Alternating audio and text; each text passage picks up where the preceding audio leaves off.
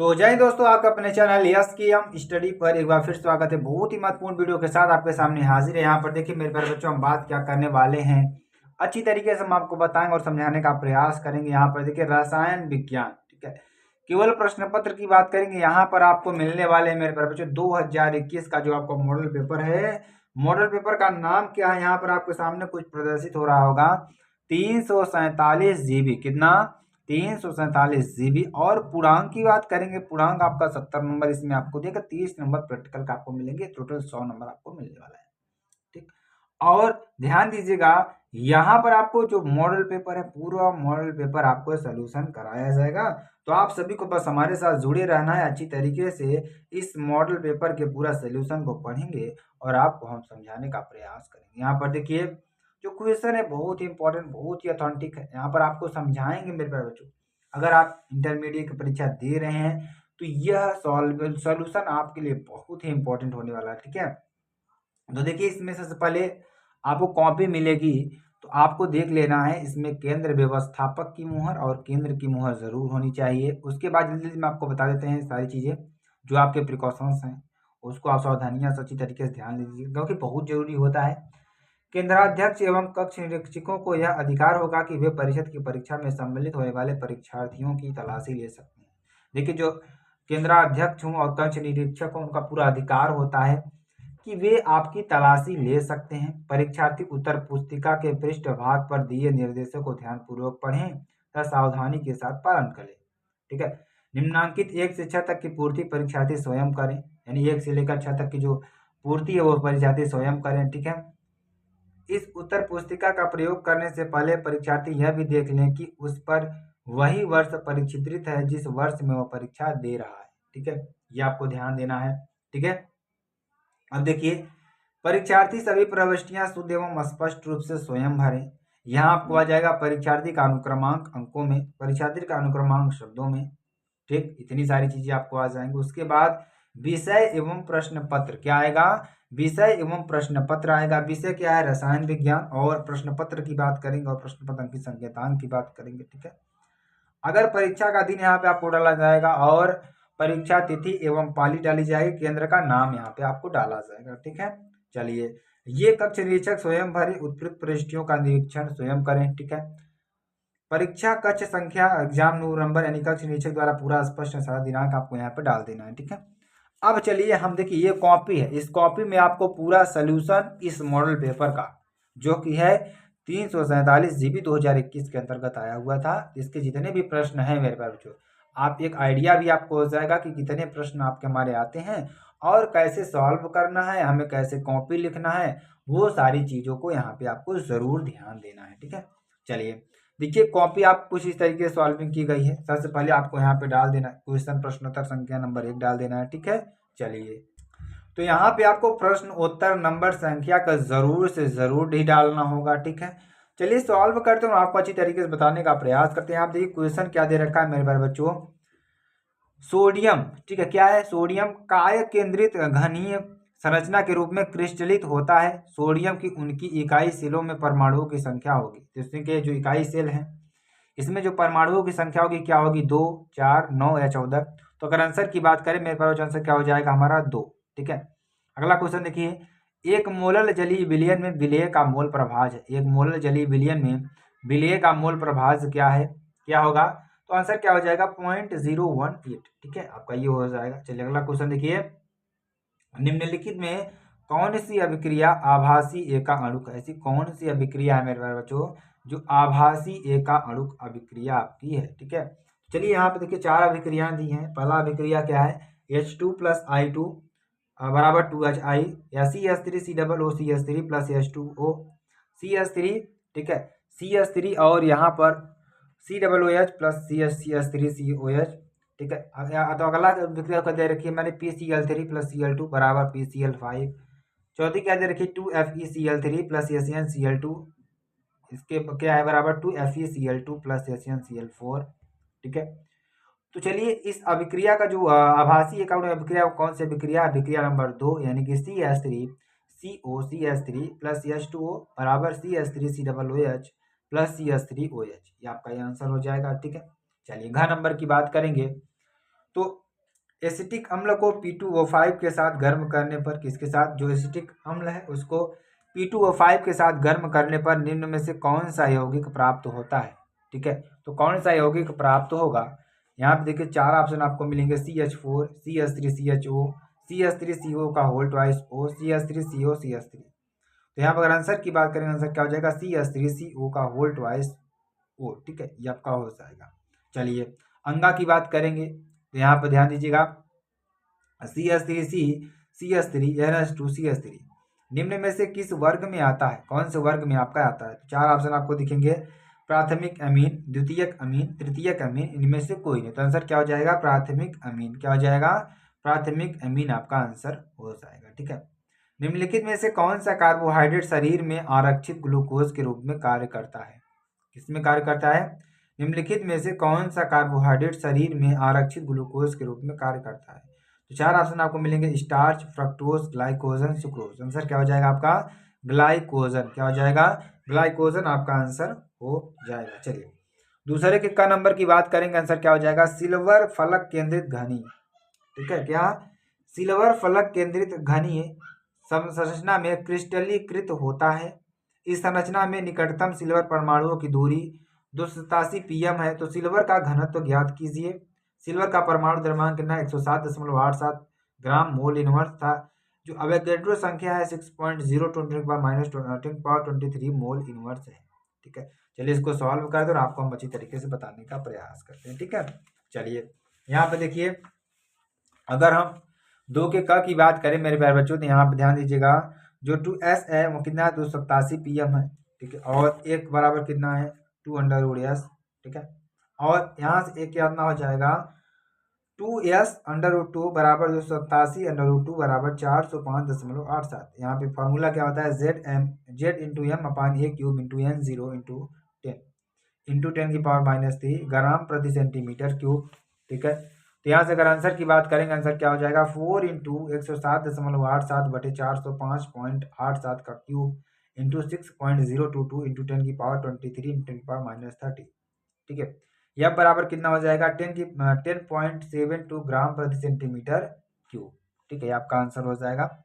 चलिए अगला क्वेश्चन देखिए, अगला क्वेश्चन क्या है आपके लिए, यदि 122 ग्राम कार्बन टेट्राक्लोराइड में, किसमें, 122 ग्राम कार्बन टेट्राक्लोराइड में 22 ग्राम बेंजीन घुली हो, कितना, 22 ग्राम बेंजीन घुली हो, तो बेंजीन एवं कार्बन टेट्राक्लोराइड के द्रव्यमान सहित, किसके, जो बेंजीन है एवं कार्बन टेट्राक्लोराइड के द्रव्यमान प्रतिशत सहित गणना कीजिए। ठीक है, ये आपके लिए बहुत ही इंपॉर्टेंट है। अब देखिए ध्यान दीजिएगा, जो विलयन का द्रव्यमान है, क्या है, विलयन का द्रव्यमान C6H6 का द्रव्यमान प्लस CCl4 का द्रव्यमान। ठीक है, जब दोनों को मिलाएंगे तो हमारा क्या मिलेगा, विलयन का द्रव्यमान आएगा। ठीक है, अब देखिए 22 ग्राम प्लस 112 ग्राम, टोटल कितना हो जाएगा, 134 ग्राम। ठीक है, पहले नंबर की बात करेंगे, तो यहाँ पे विलयन का द्रव्यमान हमारा आ गया। अब देखिए C6H6 का द्रव्यमान प्रतिशत में, तो C6H6 का द्रव्यमान बटे विलयन का द्रव्यमान इंटू 100, तो क्या हो जाएगा, 22/134 इंटू 100 यानी कि 16.4%। कितना, 16.4%। चलिए आगे आपको बताते हैं।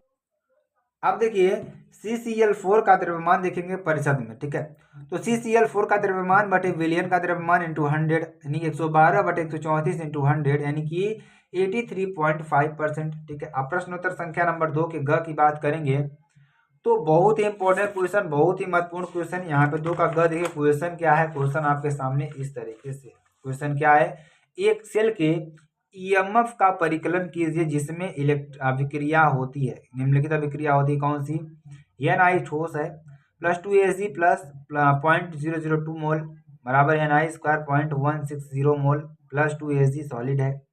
तो दिया गया है E0 सेल बराबर 1.05 V।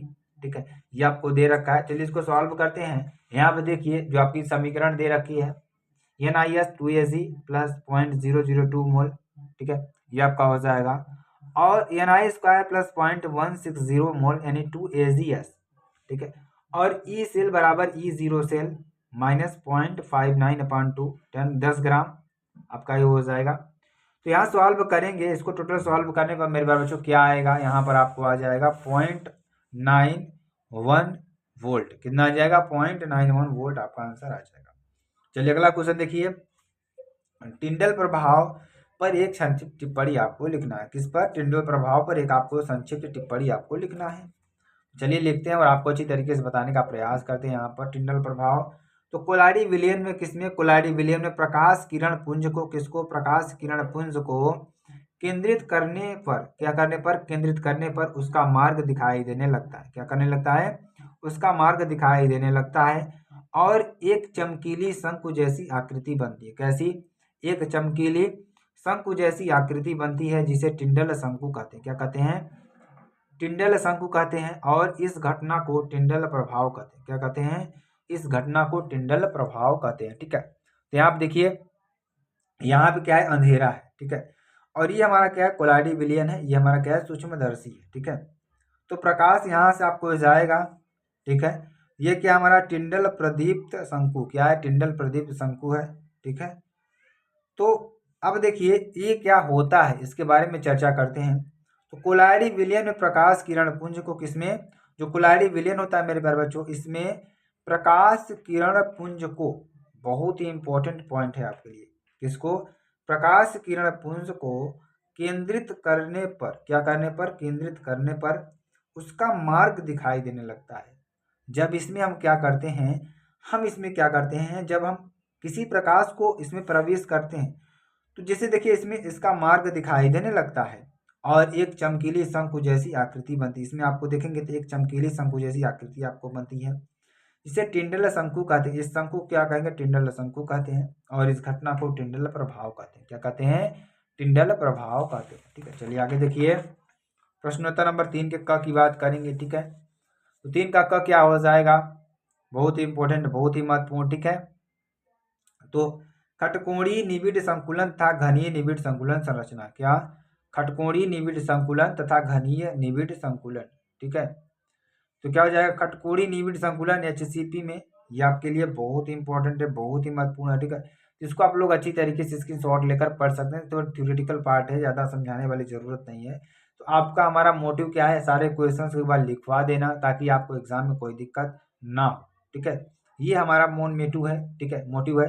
और प्रश्नोत्तर नंबर संख्या 3 के ख की बात करेंगे। तो 3 का ख क्या है? Cu+2 आयन के साथ अमोनिया की क्रिया से क्या प्राप्त होता है? किसके साथ? ध्यान दीजिएगा, Cu+2 आयन के साथ अमोनिया की क्रिया से क्या प्राप्त होता है और उत्कृष्ट गैस क्या होते हैं? उत्कृष्ट गैसों के नाम लिखिए। ये दोनों प्रश्न को चलिए हम सॉल्व करते हैं और आपको जल्दी जल्दी से बताने का प्रयास करते हैं। यहाँ देखिए, जब अमोनिया गैस Cu+2 वाले नील विलयन से गुजरती है, किससे?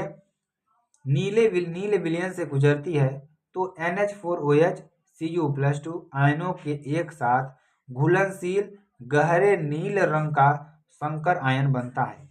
इसमें NH3 के नाइट्रोजन पर उपस्थित एकाकी इलेक्ट्रॉन युग्म धातु आयन Cu+2 के साथ उपसंयोजक बंध बनाता है। क्या बनाता है? उपसंयोजक बंध बनाता है। तो Cu+2 प्लस 3NH4OH इक्वालिटी यानी कि आपका विलयन होगा एक तरीके से, और यहाँ पर नीला होगा ये, और CuNH3 का होल 4 की पावर 2 प्लस 2H2O।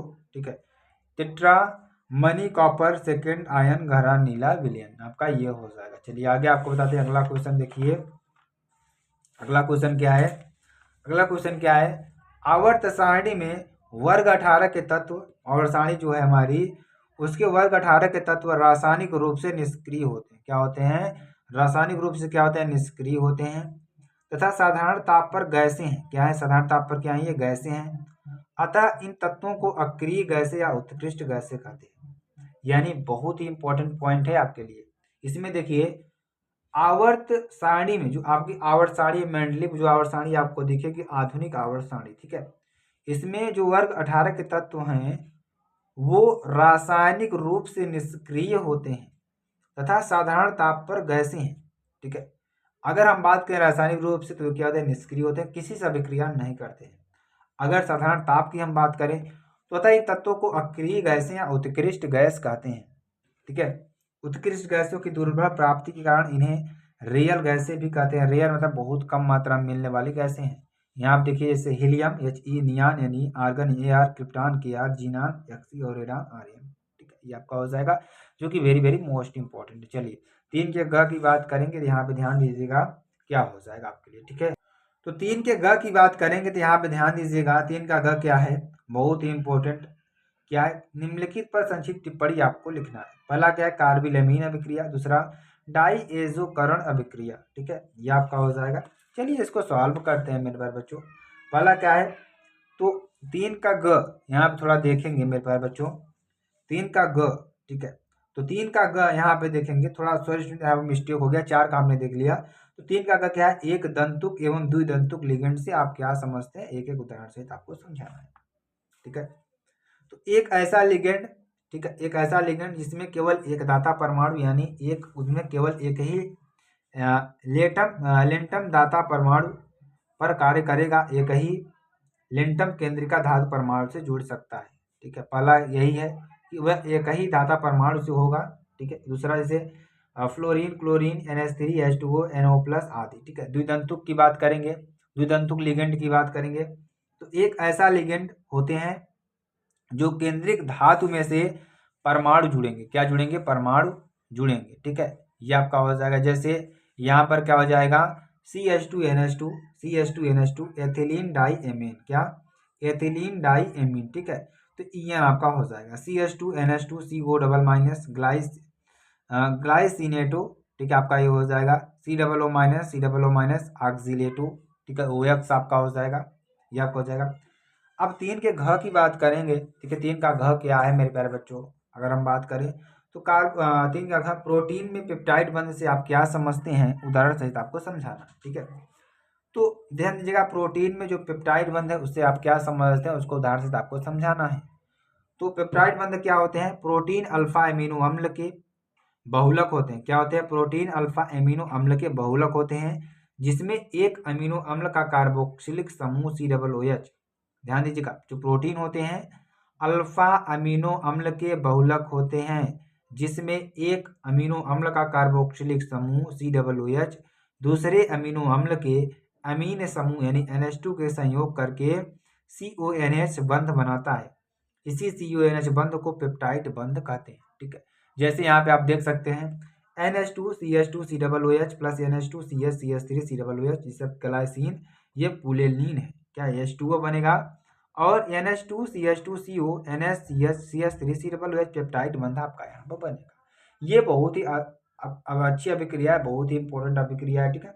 चलिए आगे आपको बताते हैं।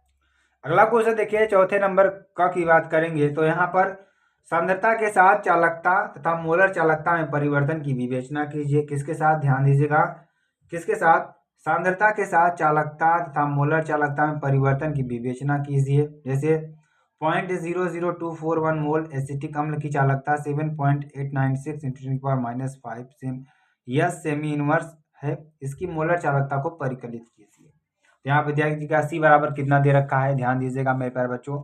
तो C बराबर कितना दे रखा है, C बराबर आपको दे रखा है 0.0021 मोल, और K बराबर कितना दे रखा है 7.896 × 10⁻⁵, यह सेमी इनवर्स, ठीक है। मोलर चालकता की बात करेंगे तो यहाँ पर लैम्डा CM हो जाएगा K × 1000/C, ठीक। जब इसको सॉल्व करेंगे तो मेरे बच्चों क्या आएगा आपका आंसर 32.76 आंसर आपका आ जाएगा। इसको आप लोग देख लेना, सॉल्व करने का तरीका क्या है, बस आपको जरूरी क्या है जानना कि कैसे सॉल्व हो रहा है, ठीक है। चलिए अगला क्वेश्चन देखेंगे, हम देखेंगे चौथे नंबर ख की बात करेंगे। चौथे ख की बात करेंगे, यहाँ पर भौतिक अधिशोषण और रासायनिक अधिशोषण में उदाहरण सहित अंतर आपको बताना है, निम्नलिखित पर संक्षिप्त टिप्पणी आपको लिखना है, ठीक है। तो चलिए हम आपको समझाते हैं भौतिक अधिशोषण और रासायनिक अधिशोषण क्या होते हैं। आपको ध्यान समझना होगा, बहुत अच्छी तरीके से समझना होगा, क्योंकि ये क्वेश्चन जो हैं आपके लिए बहुत ही महत्वपूर्ण होने वाले हैं, ठीक है। तो अगर यहाँ पर देखिए भौतिक अधिशोषण की बात करेंगे, रासायनिक अधिशोषण की बात करेंगे, ठीक है। यह वांडर वाल्स बलों के कारण होता है, या किसी कारण होता है, वांडर वाल्स बलों के कारण होता है। यह रासायनिक बंधों के बनने के कारण होता है, किसी कारण, रासायनिक बंध के बनने के कारण होता है। यह प्रकृति में विशिष्ट नहीं है, प्रकृति में क्या है, विशिष्ट नहीं है। यह प्रकृति में अति विशिष्ट होता है, क्या होता है, प्रकृति में अति विशिष्ट होता है।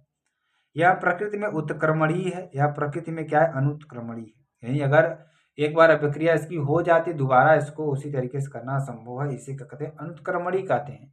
अगर उत्क्रमणीय अभिक्रिया की बात करें तो एक बार हो जाती है, पुनः उसकी तरीके से उसको हम चेंज कर सकते हैं, ये हमारी क्या होती है, उत्क्रमणीय अभिक्रिया होती है। ठीक है, जैसे किसी जल को आप बर्फ बना लेते हैं तो बर्फ से आप उसको जल भी बना सकते हैं। आप यहाँ क्रिया करते रहिए, कोई दिक्कत वाली होने वाली नहीं है। चलिए अगला देखिए, चौथा नंबर, यहाँ गैस की प्रकृति पर निर्भर करता है, अधिक सरलता से द्रवणीय गैसें सहजता अधिशोषित होती हैं। ठीक है, आगे देखिए, यह भी क्या होता है, यह भी गैस की प्रकृति पर निर्भर करता है। वे गैसें जो अधिशोषक से क्रिया करती हैं रसो व शोषण दर्शाती है। क्या दर्शाती हैं, रसो व शोषण दर्शाती है। ठीक है, चलिए 5वें नंबर की बात करेंगे तो इसमें अधिशोषण की एंथैल्पी कम 20 से 40 किलो जूल मोल इनवर्स होती है। इसमें अधिशोषण जो एंथैल्पी होती है उच्च होती है, 30 से 240 किलो जूल मोल इनवर्स होती है। चलिए 6वें नंबर की बात करेंगे तो अधिशोषण के लिए निम्न ताप सहायक होता है, यह ताप बढ़ने पर घटता है। और अधिशोषण के लिए क्या होता है, उच्च ताप सहायक होता है और यह ताप बढ़ने पर बढ़ता है। ठीक है, ये आपका हो जाएगा। चलिए आगे आपको बताते हैं, इसमें देखिए आगे क्या है, इसमें सुप्रेक्ष सक्रियण ऊर्जा की आवश्यकता नहीं होती। इसमें क्या होता है, जो सुप्रेक्ष सक्रियण ऊर्जा की आवश्यकता नहीं होती है, कभी कभी उच्च सक्रियण ऊर्जा की आवश्यकता होती है। यह पृष्ठीय क्षेत्रफल पर निर्भर करता है, यह पृष्ठीय क्षेत्रफल के बढ़ने पर बढ़ता है। यह पृष्ठीय क्षेत्रफल पर निर्भर करता है, या पृष्ठीय क्षेत्रफल के बढ़ने पर ये भी बढ़ता है। 9वें नंबर की बात करेंगे तो उच्च दाब पर अधिशोषक के पृष्ठ पर यह बहुगुणक परतों के रूप में परिमाणित होता है और यह एकल अणुक परत के रूप में फलित होता है। ठीक है, चलिए अब प्रश्नोत्तर नंबर ग की बात करेंगे, 4 के ग की बात करेंगे। ठीक है, तो क्या हो जाएगा, जब क्लोरोफॉर्म CHCl3 को एनिलीन और एल्कोहलिक क्योएच के साथ गर्म करने पर तो तीव्र दुर्गंध वाले पदार्थ, देखिए 4 का ग क्या है, क्वेश्चन देख लीजिए। तो निम्नलिखित पर संक्षिप्त टिप्पणी, कार्बिलमीन अभिक्रिया और डाइएजोनीकरण अभिक्रिया। ठीक है, तो पहला क्या है, जब क्लोरोफॉर्म यानी CHCl3 को एनिलीन और एल्कोहलिक क्योएच के साथ गर्म करते हैं तो दुर्गंध पदार्थ आइसोसाइनाइड बनता है। इस अभिक्रिया को कार्बिलमीन अभिक्रिया कहते हैं। ठीक है, तो यह अभिक्रिया आपकी जैसे CHCl3 और plus C6H5 NH2 plus KOH, इसे आप क्या कहेंगे, क्लोरोफॉर्म कहेंगे। और ये हमारा क्या है, एनिलीन पोटेशियम हाइड्रोक्साइड। और यहाँ पर ध्यान दीजिएगा C2H5 प्लस C2H5NC और प्लस 3KCl प्लस 3H2 आपका बनेगा। ठीक है, चलिए अगला क्वेश्चन देखिए। अगला क्वेश्चन आपके लिए क्या है, बहुत ही इंपॉर्टेंट है, बहुत ही महत्वपूर्ण है। अगर हम 4 के घ की बात करें, ठीक है, कार्बोहाइड्रेट क्या होते हैं, जो कार्बोहाइड्रेट होते हैं वह क्या होते हैं, उदाहरण द्वारा आपको समझाना है। ग्लूकोज से ग्लूकोजाजोन कैसे प्राप्त करेंगे। ठीक है, चलिए कार्बोहाइड्रेट क्या होते हैं, तो कार्बोहाइड्रेट पॉलीहाइड्रोक्सी एल्डिहाइड या कीटोन होते हैं। जो हमारे कार्बोहाइड्रेट होते हैं वो पॉलीहाइड्रोक्सी एल्डिहाइड या कीटोन होते हैं, अथवा जल अपघटन के बाद पॉलीहाइड्रोक्सी एल्डिहाइड या कीटोन देते हैं। क्या देते हैं, जल अपघटन के बाद पॉलीहाइड्रोक्सी एल्डिहाइड या कीटोन देते हैं। ठीक है, ग्लूकोज, फ्रक्टोज एवं सुक्रोज आदि, ये आपका जो आपके एग्जाम्पल हो जाएंगे। ठीक, जैसे ग्लूकोज की फेनिहाइड्राजीन के अधिक में जो अभिक्रिया कराने पर ग्लूकोजाजोन प्राप्त होता है। ठीक है, क्या होगा, ग्लूकोजाजोन प्राप्त होगा। ठीक है, चलिए आगे आपको बताते हैं इसमें क्या होगा। अब देखिए 5 के क नंबर की बात करेंगे, जो कि आपके लिए बहुत ही इंपॉर्टेंट है, बहुत ही महत्वपूर्ण है। ठीक है, क्वेश्चन को जल्दी सॉल्व कर लीजिएगा। 5 का क्या है, विलयन को परिभाषित कीजिए। कितने प्रकार के विभिन्न विलयन संभव है, प्रत्येक प्रकार के विलयन के संबंध में एक उदाहरण देकर संक्षिप्त में आपको लिखना है। ठीक है, ये भी क्वेश्चन बहुत ही इंपॉर्टेंट, बहुत ही महत्वपूर्ण, बहुत बार एग्जाम में आया हुआ है। ठीक है, तो इसका आंसर क्या हो जाएगा, विलेय की विलायक में घुलनशीलता के आधार पर, जो विलेय है, विलाय की घुलनशीलता के आधार पर विलयन को 3 भागों में बांटा गया है। कौन कौन से, असंतृप्त विलयन, इस प्रकार के विलयन में विलेय को विलयन में और घोला जा सकता है। इसमें क्या होता है, जो इस प्रकार के विलयन होते हैं इसमें विलेय को विलयन में और घोला जा सकता है, जैसे शुगर NaCl। अगर संतृप्त विलयन की बात करेंगे तो संतृप्त विलयन क्या है, तो इस प्रकार के विलयन में विलेय की और मात्रा को विलयन में नहीं घोला जा सकता। इस प्रकार का जो विलयन है, विलेय की और मात्रा को विलयन में नहीं घोला जा सकता है। ठीक है, जैसे कार्बोनेटेड जल। असंतृप्त विलयन की बात करेंगे तो इस प्रकार के विलयन में विलेय की बहुत अधिक मात्रा विलायक में घुली होती है, जैसे चाशनी। ठीक है, आपका हो जाएगा। चलिए अगर हम 5वें के अगर ख की बात करें तो क्वेश्चन क्या है, क्वेश्चन हम आपको दिखा देते हैं एक बार। क्वेश्चन क्या है, रासायनिक देखिए आप सभी लोग स्क्रीनशॉट भी करते चलेंगे ताकि आपको बाद में लिख सकें इसको, ठीक है। चलिए, विलयन को परिभाषित कीजिए। कितने प्रकार के विभिन्न विलयन संभव हैं, ठीक है। प्रत्येक प्रत्येक प्रकार के विलयन के संबंध में एक उदाहरण देकर संक्षेप में लिखिए। जैसे ख नंबर देखिए, ये आपको हो गया विलयन वाला। ख नंबर देखिए क्या है, रासायनिक अभिक्रिया के वेग पर प्रभाव डालने वाले, जो हमारी रासायनिक अभिक्रिया है उस पर प्रभाव डालने वाले कारकों का उल्लेख कीजिए, ठीक है। और दूसरा नंबर इसमें क्या है, एक यौगिक एक मोल से प्रारंभ करने पर, मान लीजिए कोई हमारा यौगिक है, उसके एक मोल से प्रारंभ करने पर यह ज्ञात हुआ कि 1 घंटा में अभिक्रिया 3/4 पूर्ण हो जाती है। कितना? 3/4 पूर्ण हो जाती है। वेग स्थिरांक की गणना कीजिए यदि अभिक्रिया प्रथम कोटि का अनुसरण करती है तो। ठीक, बहुत ही important, very very most important, ठीक है। चलिए यहाँ पे इसको सॉल्व करते हैं। पहला देखिए, इसके कारकों का उल्लेख करना है। कारक कितने कितने हैं इस पर निर्भर करता है। पहला, अभिकारकों की सांद्रता पर, अगर सांद्रता कम या ज्यादा रहेगी उस पर भी निर्भर करेगा। ताप पर, उत्प्रेरक पर, अभिकारक की प्रकृति पर, ठीक है, आपका हो जाएगा। चलिए दूसरे नंबर की बात करेंगे तो के बराबर 2.303 अपान कितना हो जाएगा, यहाँ पे टी हो जाएगा log a upon a minus x, प्रारंभिक मात्रा बटे शेष मात्रा, a बराबर 1 हो जाएगी। a माइनस एक्स बराबर 1 माइनस 3 अपान 4 बराबर 1/4, ठीक है। यहाँ से क्या जाएगा, t बराबर 1.560, ठीक है, ये आपका आंसर हो जाएगा। सेकेंड यहाँ पे क्या हो जाएगा, 3600 सेकेंड, कितना, 3600 सेकेंड आपका हो जाएगा। चलिए आगे आपको बताते हैं। तो अगर के बराबर बात करें तो कितना हो जाएगा, 2.303 अपान 3600 लॉग 1/1/4 बराबर क्या हो जाएगा, 2.303 अपान 3600 लॉग 4, 2.303 अपान 3600 इंटू 2 इंटू लॉग 2। तो यहाँ सॉल्व करेंगे तो के बराबर 0.0000387 सेकेंड आपका आंसर हो जाएगा, ठीक है। चलिए अगला देखिए, प्रश्नोत्तर संख्या 5 ग की बात करेंगे जो कि आपके लिए बहुत ही इंपॉर्टेंट, बहुत ही महत्वपूर्ण है, ठीक है। तो यहाँ पे ध्यान दीजिएगा, प्रश्नोत्तर संख्या 5 की ग की बात करेंगे तो क्वेश्चन देखिए, क्वेश्चन क्या है। क्वेश्चन आपके लिए, लैंथेनाइड आकुंचन क्या है, लैंथेनाइड आकुंचन के कारण एवं परिणाम का उल्लेख कीजिए, ठीक है। चलिए इसके बारे में आपको बताते हैं। तो यहाँ पे ध्यान दीजिएगा, लैंथेनाइड आकुंचन, लैंथेनाइड श्रेणी में परमाणु क्रमांक बढ़ने पर परमाणविक तथा रासायनिक त्रिज्याएं एक तत्व से दूसरे तत्व घटती हैं, परंतु यह कभी अत्यंत कम होती हैं, ठीक है। देखिए जो लैंथेनाइड श्रेणी है इसमें जो परमाणु क्रमांक बढ़ने के साथ जो परमाणविक तथा आणविक त्रिज्याएं हैं वो एक तत्व से दूसरे तत्व तक क्या होती हैं, घटती हैं, परंतु यह कभी अत्यंत कम होती हैं, ठीक है, कभी ज्यादा हो जाती हैं। तो लैंथेनाइड तत्वों में परमाणु क्रमांक बढ़ने पर उनके परमाणु तथा आयनिक आकारों में होने वाली स्थिर कमी लैंथेनाइड आकुंचन कहलाती है। क्या कहलाती है, लैंथेनाइड आकुंचन कहलाती है, ठीक है। चलिए आगे आपको बताते हैं लैंथेनाइड आकुंचन का कारण। तो लैंथेनाइड श्रेणी में एक तत्व से दूसरे तत्व तक जाने पर नाभिकीय आवेश 1 इकाई बढ़ता है। तो लैंथेनाइड जो श्रेणी है इसमें एक तत्व से दूसरे तत्व तक नाभिकीय आवेश 1 इकाई बढ़ता है तथा 1 इलेक्ट्रॉन जुड़ता है। ये नए इलेक्ट्रॉन समानांतर 4f कोष में, ठीक है, जुड़ते हैं। यद्यपि एक, ठीक है, एक 4f इलेक्ट्रॉन का दूसरे 4f इलेक्ट्रॉन पर परीक्षण प्रभाव नाभिक से आवेश में यानी 4f कक्षक के अत्यंत विस्तृत आकार के कारण कम होता है। यद्यपि नाभिकीय आवेश प्रत्येक पद पर 1 इकाई बढ़ जाता है, इसलिए परमाणु क्रमांक तथा नाभिकीय आवेश बढ़ने पर प्रत्येक 4f, ठीक है, इलेक्ट्रॉन द्वारा अनुभव किया जाने वाला प्रभावी नाभिकीय आवेश बढ़ जाता है। परिणाम स्वरूप संपूर्ण 4f इलेक्ट्रॉन कोष प्रत्येक तत्व के जुड़ने पर आकुंचित हो जाता है, ठीक है। यद्यपि यह कमी अत्यंत अल्प होती है, इसके परिणाम स्वरूप परमाणु क्रमांक जो होते हैं बढ़ने पर लैंथेनाइडों के आकार में नियमित ह्रास पाया जाता है। क्रमिक अपचयकों का कुल योग लैंथेनाइड आकुंचन होता है, ठीक है। तो लैंथेनाइड आकुंचन का जो परिमाण है क्या है, ध्यान दीजिएगा, लैंथेनाइड आकुंचन में पूर्ण परिमाण निम्नलिखित है। लैंथेनाइड की समानता, तो लैंथेनाइडों की त्रिज्याओं में अत्यंत अल्प परिवर्तन के कारण इसके रासायनिक गुण लगभग समान होते हैं।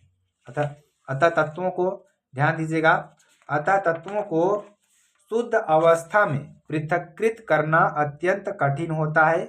पुनरावृत्त प्रभाजी क्रिस्टलन अथवा आयन विनिमय तकनीकों पर आधारित आधुनिक विधियों द्वारा इनके त्रिसंयोजी आयनों के आकारों में अत्यल्प अंतर के आधार पर इन्हें पृथक्कृत किया जाता है। इन विधियों द्वारा तत्वों के गुणों जैसे विलेयता, संकुलायन, निर्माण, जलोयोजन आदि में बहुत कम अंतर के आधार पर इन्हें पृथक्कृत किया जाता है। ठीक है, क्षारकता में अंतर की बात करेंगे तो लैंथेनाइट आकुंचन के कारण लैंथेनाइट आयनों का जो आकार परमाणु क्रमांक बढ़ने के साथ नियमित रूप से घटता है।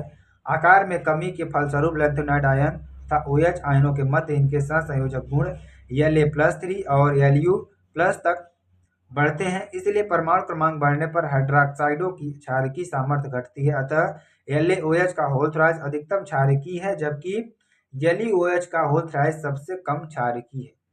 ठीक है, अगर हम प्रश्न नंबर 5 घ की बात करें, क्वेश्चन क्या है ध्यान दीजिएगा। उप सहसंयोजक संख्या क्या होती है, एक उदाहरण आपको देना है। ठीक है, चलिए, और इसका जो IUPAC नाम है इसको आपको लिखना है। ठीक है, चलिए इसके बारे में भी आपको चर्चा करते हैं और आपको बताने का प्रयास करते हैं। ठीक है, अब देखिए उप सहसंयोजी यौगिकों में केंद्रीय धातु के द्वारा लिगेंड के साथ बनाए गए उप सहसंयोजक बंधों की संख्या धातु की समन्वय संख्या अथवा उप सहसंयोजक संख्या कहलाती है। जैसे उदाहरण तौर पर देखेंगे NiCH का होल 4 पावर 2 पावर -1 संकुल आयन में निकल की समन्वय संख्या Cn एक दंती की संख्या 4। ठीक है, चलिए उप सहसंयोजक यौगिकों में IUPAC के नाम निम्नलिखित हैं। Potassium hexacyanoferrate third, penta amino chlorido cobalt third chloride, hexa ammine nickel chloride third chloride. ठीक है, आपका सेकंड क्लोराइड। ठीक है, आपका ये हो जाएगा। चलिए आगे देखिए, आगे अगर हम बात करें प्रश्न नंबर 6 की संख्या 6 के क की बात करें। ठीक है, क्वेश्चन क्या है, बहुत इंपॉर्टेंट। सल्फर डाइऑक्साइड के निर्माण की प्रयोगशाला विधि का वर्णन कीजिए। इसके ठीक है, इसके आक्सीकारक ठीक है एवं अपचायक गुण का उल्लेख कीजिए। SO2 के 2 उपयोग लिखिए। ठीक है, ये आपको करना है। तो प्रयोगशाला में सल्फर डाइऑक्साइड का निर्माण किसी धातु सल्फाइड को तनु H2SO4 के साथ अभिकृत करके किया जाता है। ठीक है, जैसे Na2SO3 प्लस H2SO4।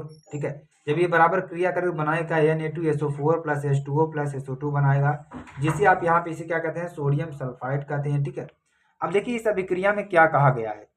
तो उपरोक्त अभिक्रिया में अतिरिक्त प्रयोगशाला में SO2 का निर्माण कापर या सिल्वर धातु को सांद्र H2SO4 के साथ गर्म करके किया जाता है। ठीक है, Cu+2H2SO4 सांद्र है, CuSO4+2H2O प्लस SO2 है। ठीक है, SO2 की अभिक्रियाएं देखिए, पोटेशियम परमैंगनेट की अभिक्रिया। तो जब SO2 को हम किसके साथ, पोटेशियम परमैंगनेट के साथ अभिक्रिया करेंगे तो 2KMnO4 plus 5SO2 plus 2H2O, जिसे हम कहते हैं पोटेशियम परमैंगनेट कहते हैं। जब इसकी क्रिया कराते हैं तो K2SO4 plus 2MnSO4 plus 2H2SO4 बनता है। ठीक है, चलिए अब देखा देखिए चूने के पानी के साथ अभिक्रिया, किसके साथ, चूने के पानी के साथ अभिक्रिया। CaOH का whole twice plus SO2 CaSO3 plus H2O, इसे अविलीय कहते हैं। ठीक है, CaSO3 plus 2H2O H2O plus SO2 अधिक किसे कहेंगे। ठीक है, तो CaHO3 का होल ट्वाइस विलेय है। ठीक है, ये हमारा क्या है, विलेय है।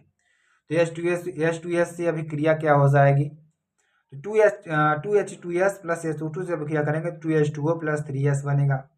अम्लीकृत की बात करेंगे तो K2Cr2O7 से अभिक्रिया, तो K2Cr2O7 plus H2SO4 plus 3SO2 से क्रिया करेंगे तो Cr2SO4 का whole thrice plus K2SO4 plus H2O बनेगा। ठीक है, प्रश्न संख्या नंबर 6 के ख की बात करेंगे। क्वेश्चन क्या है, विलियमसन संश्लेषण पर आपको टिप्पणी लिखना है। ठीक है, यहाँ पे देखिए, यहाँ पे क्या कर रहा है कि निम्नलिखित पर टिप्पणी आपको लिखना है। कोल्बे अभिक्रिया, फ्रेडक्राफ्ट अभिक्रिया, एनिसोल या एल्कीनीकरण या विलियमसन संश्लेषण। ठीक है, ये आपका हो जाएगा। तो यहाँ से ध्यान दीजिएगा। ठीक है, ये आपका हो जाएगा किया था। इस विधि में एथिल आयोडाइड सोडियम एथॉक्साइड के साथ गर्म करके एथिल डाई एथिल ईथर प्राप्त करते हैं। तो यहाँ पे C2H5O Na प्लस, यहाँ पे क्या हो जाएगा, C2H5 सोडियम एथॉक्साइड है ये। इसकी जब क्रिया कराते हैं तो क्या बनेगा, डाई एथिल ईथर बनेगा, यानी CH2H5 C2H5O C2H5 plus Na। ठीक है, अगर हम बात करें प्रश्न नंबर 7 के क की बात करें तो देखिए आपका क्या हो जाएगा मेरे प्यारे बच्चों, आपके लिए बहुत ही इंपॉर्टेंट, बहुत ही महत्वपूर्ण। ठीक है, ये आपके लिए अभिक्रिया हो जाएगी क्या, यहाँ पे देखिए 7 के क किया है, निम्नलिखित अभिक्रियाओं को पूर्ण कीजिए। ठीक है, तो पहली अभिक्रिया आपकी क्या हो जाएगी, यही देखिए CH3 CH2 CH देखिए आपका इसका स्क्रीनशॉट ले लीजिए एक बार क्वेश्चन का, तब आपको अच्छी तरीके से मिला। लिख लो, आप कॉपी में लिख लीजिए, लिखने के बाद आपको इसको सॉल्व भी करिए, ठीक है। तो क्या हो जाएगा यहाँ पे आपको, क्या हो जाएगा CH3 CH2 CH Cl Cl 2 के वजह जली है, CH3 CH2 CHOH और प्लस 2 के Cl, प्रोपेन 1,1 डाई ऑल या पोटेशियम क्लोराइड है ये, ठीक है। और अगली अभिक्रिया देखेंगे CH3 CH2 CHOH OH और यहाँ पर H2O बाहर निकलेगा तो बनाएगा क्या, CH3 CH2 CHO एल्डिहाइड है ये। आवेश की बात करेंगे C2H5 प्लस CH यहाँ 2 के OH प्लस यहाँ पे 2 के Cl प्लस C2H5 CH का whole twice, C2H5 plus CHOH का whole twice CH2O plus C2H5 CHO बनेगा। रासायनिक अभिक्रिया की बात करेंगे तो यहाँ पे आपको इसको स्क्रीनशॉट कर लेना है, इसको लिख लेना है अच्छी तरीके से, ठीक है। और आगे देखिए इसको भी अच्छी तरीके से स्क्रीनशॉट कर लेना, अच्छी तरीके से लिख लेना है, ठीक है। तो अब देखिए 7 के ख नंबर की बात करेंगे तो इसमें क्या दे रखा है, गार्टर मैन की अभिक्रिया देखेंगे आप यहाँ पर 7 के ख की बात करेंगे तो गार्टर मैन की अभिक्रिया एल्डोल संघनन कनिजारो अभिक्रिया, सारी अभिक्रियाओं को हमने करा रखा है। आप एग्जाम में अब जाएंगे तो आपको देख लेना, देखिए इस अभिक्रिया का स्क्रीनशॉट आप कर लीजिए पहले, ठीक है। उसके बाद यहाँ पे आपको इसको लेना है, तो क्या देखिए ध्यान दीजिएगा, इसको भी आपको लेना है। इसमें क्या बनेगा, इसमें कीटेनोल्डिहाइड आपका बनता है, ठीक है। साथ ही खा नंबर कनिजारो अभिक्रिया आपका ये होता है, इसको भी आपको लिख लेना है, ठीक है, अच्छी तरीके से। उसके बाद यहाँ तक आपको पूरा मॉडल पेपर सॉल्व कर लेना है। तो मेरे प्यारे बच्चों देखिए ये आपका पूरा मॉडल पेपर था जो कि आप एग्जाम के लिए बहुत ज़रूरी, बहुत ज़्यादा महत्वपूर्ण, जो इम्पोर्टेंट है मेरे प्यारे बच्चों हमने आपको बता दिया। अगर आपका कर्तव्य है कि आप इस वीडियो को ज़्यादा शेयर करिए, कमेंट करिए, लाइक शेयर जरूर करिए, साथ ही साथ इस चैनल को इतना ज़्यादा सपोर्ट करिए कि आपको अच्छी तरीके से बहुत ही मालूम है कि हम यहाँ पर आपको लगातार वीडियोज प्रोवाइड कर रहे हैं, ठीक है। तो स्टूडेंट आपको लिए फिर मिलते हैं नेक्स्ट वीडियो में नए टॉपिक के साथ, तब तक के लिए जय हिंद जय भारत।